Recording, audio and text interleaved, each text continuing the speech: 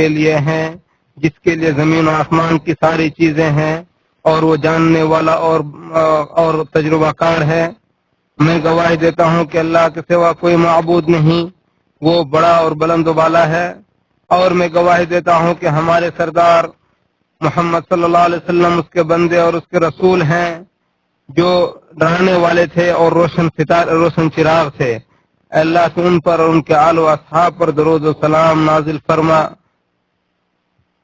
حمد و صلات کے بعد اے مسلمانوں، میں اپنے آپ کو اور آپ لوگوں کو اللہ رب العالمین کا تقوی اختیار کرنے کی وصیت کرتا ہوں۔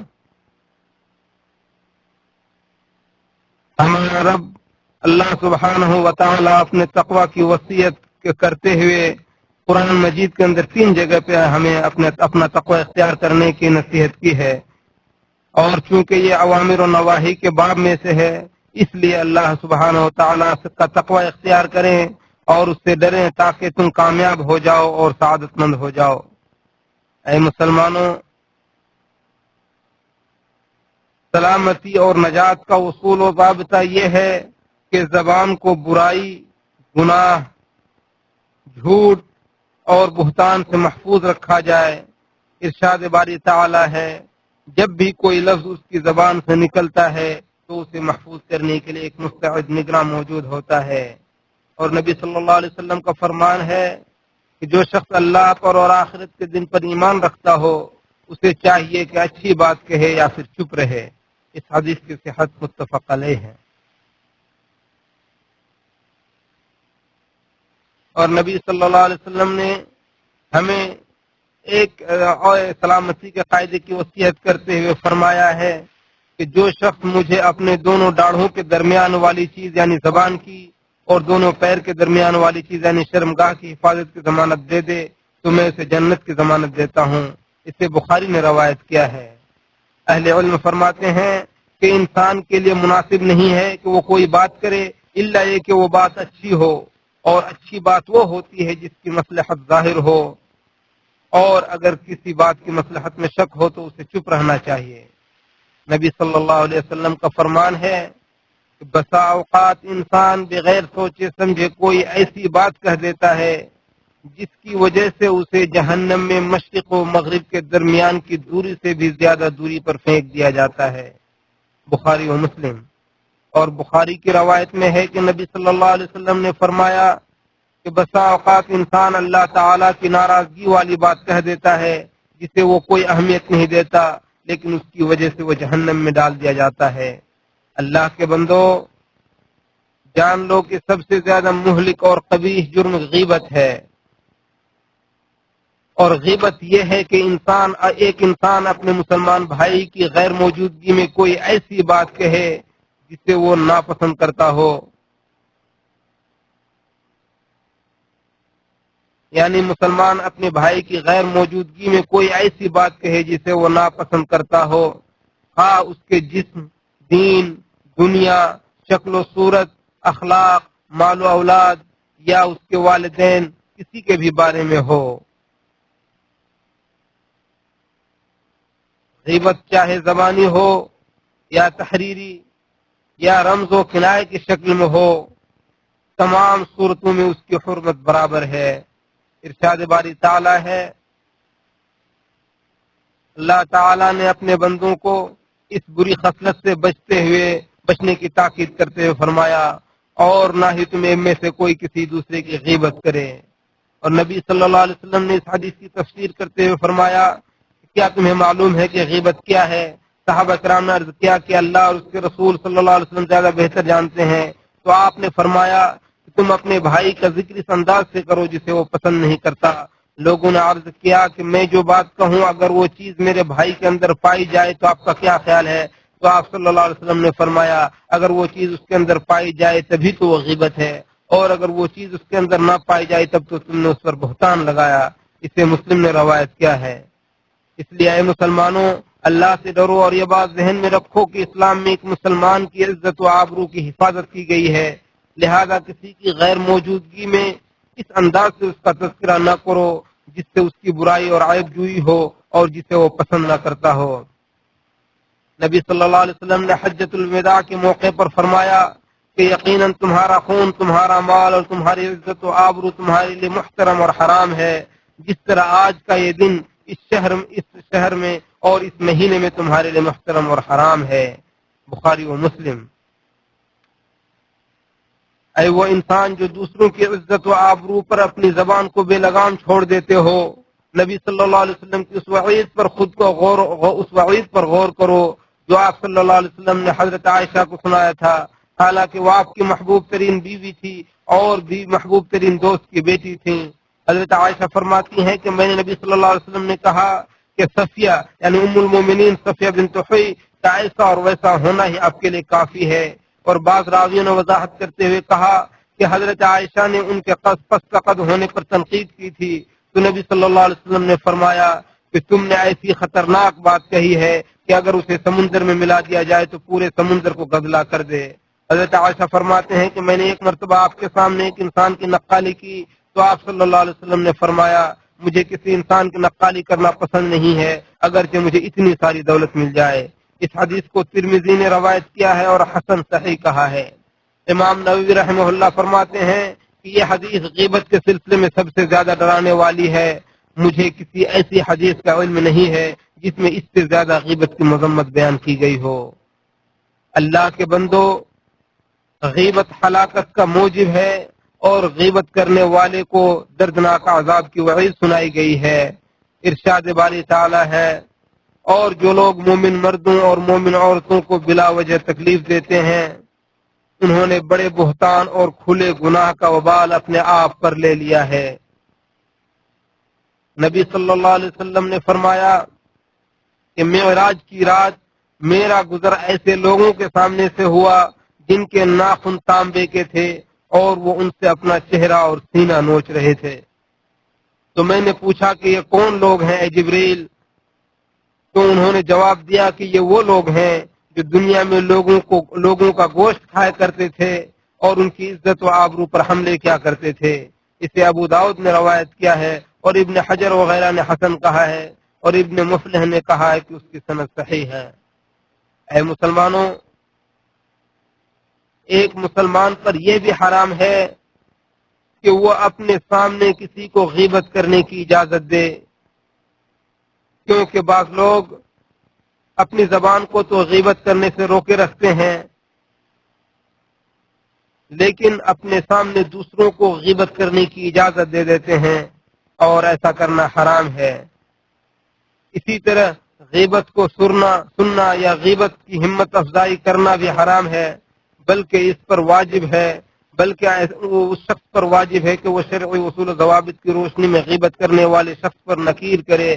ارشاد باری تعالی ہے، اور جب آپ ان لوگوں کو دیکھیں جو ہماری آیات کے بارے میں فضول بحث کرتے ہیں تو ان سے کنارہ کش ہو جائیں یہاں تک کہ وہ اس کے علاوہ کسی اور بات میں مشغول ہو جائیں، اور اگر کبھی شیطان آپ کو بھلا دے تو یاد آنے کے بعد ایسے ظالموں کے ساتھ مت بیٹھیں۔ نبی صلی اللہ علیہ وسلم کا فرمان ہے کہ جو شخص اپنے بھائی کی عزت و آبرو کی دفاع کرتا ہے، عزت و آبرو کا دفاع کرتا ہے، اللہ تعالیٰ قیامت کے دن اس کے چہرے سے جہنم کی آگ کو دور کر دے گا۔ اسے ترمذی نے روایت کیا اور حسن کہا ہے اور ابن حجر نے بھی حسن کہا ہے۔ اسلامی بھائیوں، اللہ رب العالمین سے ڈریں اور اپنے نیکیوں کی حفاظت کریں۔ اے مسلمانوں، غیبت بعض صحیح اور شرعی مقاصد کے تحت حلال اور جائز ہے، بشرطے کہ ان مقاصد تک غیبت کے بغیر نہ پہنچا جا سکے، جیسے کوئی مظلوم انسان انصاف کے لیے ظالم کی غیبت کرے، یا اگر کوئی شخص کسی سے کوئی معاملہ کرنے یا شادی وغیرہ کرنے کے سلسلے میں کسی سے مشورہ کرے تو مشورہ دینے والا مشورہ مانگنے والے کی خیر خواہی کرتے ہوئے غیبت کر سکتا ہے، یعنی کہ وہ اس کے اوپر واجب ہے کہ وہ جو کچھ بھی اس بھائی کے بارے میں جانتا ہے صحیح سے بتا دے۔ اس لیے اللہ رب العالمین سے ڈریں اور اپنی نیکیوں کی حفاظت کریں تو آپ دنیا اور آخرت میں کامیاب ہو جائیں گے۔ میں اپنی یہ بات کہتے ہوئے اپنے اور آپ تمام لوگوں کے لیے ہر گناہ سے اللہ رب العالمین سے مغفرت طلب کرتا ہوں۔ آپ بھی اس سے مغفرت طلب کریں، یقیناً وہ بخشنے والا رحم کرنے والا ہے۔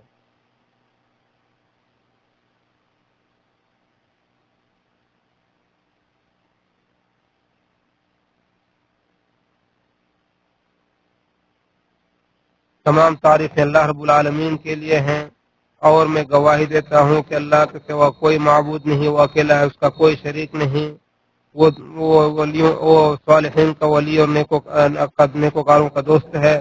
اور میں گواہی دیتا ہوں کہ ہمارے نبی امام الانبیاء والمرسلین رسول اللہ صلی اللہ علیہ وسلم اللہ کے بندے اور اس کے رسول ہیں۔ اللہ تو ان پر، ان کے آل و اصحاب پر قیامت تک درود و سلام نازل فرما۔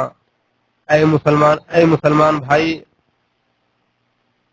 ہر گناہ اور خطا کے لیے جلد از جلد اللہ تعالیٰ سے معافی مانگ لو، اور جان لو کہ غیبت سے توبہ کرنے کے لیے لازم ہے کہ آپ نے جس شخص کی غیبت کی ہے اس سے بھی معافی مانگ لیں، اور یہ اسی صورت میں ممکن ہے جب کہ معلوم ہو۔ اگر آپ جانتے ہیں کہ آپ نے کس کی غیبت کی ہے تو آپ ان سے جا کر کے حلال کروا لیں، یعنی ان سے معاف لیں۔